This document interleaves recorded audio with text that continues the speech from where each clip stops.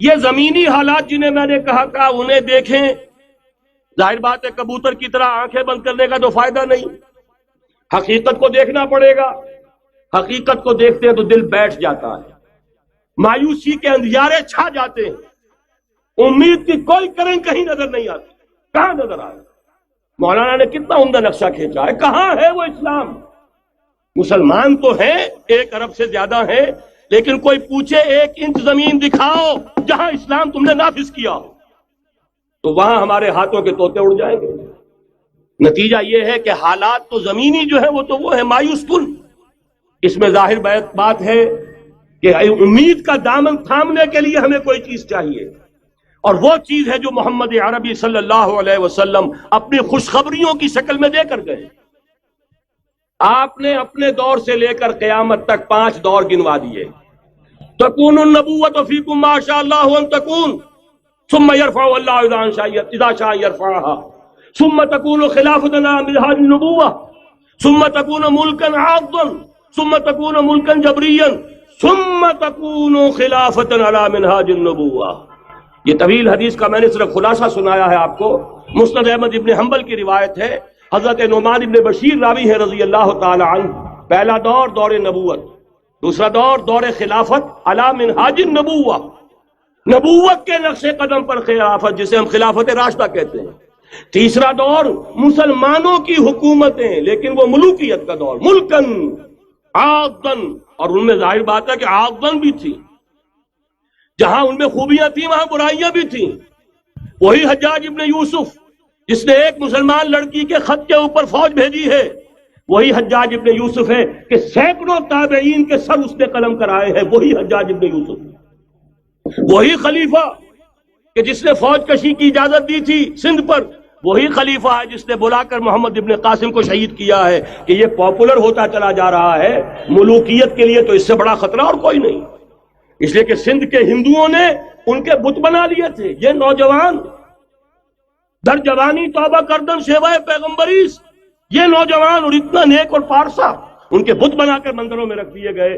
اندیشہ ہو گیا کہ یہ تو پاپولر ہو گیا تو ہمارے خلاف بغاوت کر دے گا، بلا کر شہید کر دیا گیا. بہرحال تیسرا دور تھا وہ ملکن عاضن، کچ کھلی ملوکیت. چوتھا دور تھا ملکن جبرین، غلامی کی ملوکیت. پہلے کم سے کم بادشاہ مسلمان نام کے تو تھے، اب تو ہم ملکہ برطانیہ کے زیر نگیں تھے، تاج برطانیہ کے غلام تھے، کہیں ولندیزیوں کے غلام تھے، کہیں کسی اور کے غلام تھے، کہیں اطالویوں کے غلام تھے، کہیں فرانسیسیوں کے غلام تھے. یہ چوتھا دور نوٹ کر لیجئے، آدھا ختم ہو گیا، آدھا باقی ہے. براہ راست غلامی کا دور ختم ہو گیا، لیکن ریموٹ کنٹرول والی انہی کی غلامی اب بھی چل رہی ہے. فیصلہ وہی ہے جو مولانا نے کہا، تسبیح یا امریکہ یا امریکہ یا امریکہ. وہی لوگ، وہی ذہن، وہی ان کی بود و باش، وہی ان کی معاشرت، وہی ان کی سوچ، وہی ان کے اقدار، وہی ان کے نظریات، وہی ان کی معاشیات، وہی ان کی معاشرت.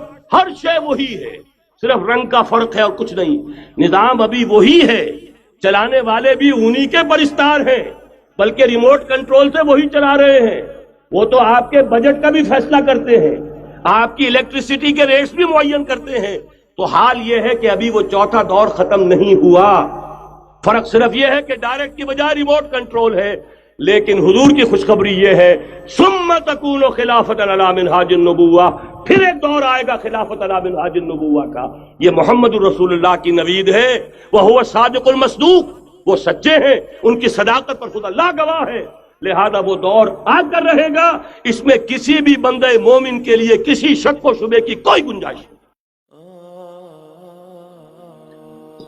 وہ تو آپ نے سنا ہوگا اقبال کا شعر، میر عرب کو آئی ٹھنڈی ہوا جہاں سے، میرا وطن وہی ہے، میرا وطن وہی ہے.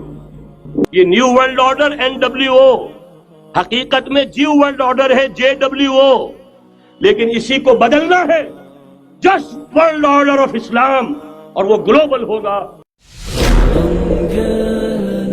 وفرحنا بعد وبقاله زمان غنوا معانا شهر بطوله، غنوا قولوا أمان رمضان رمضان جانا.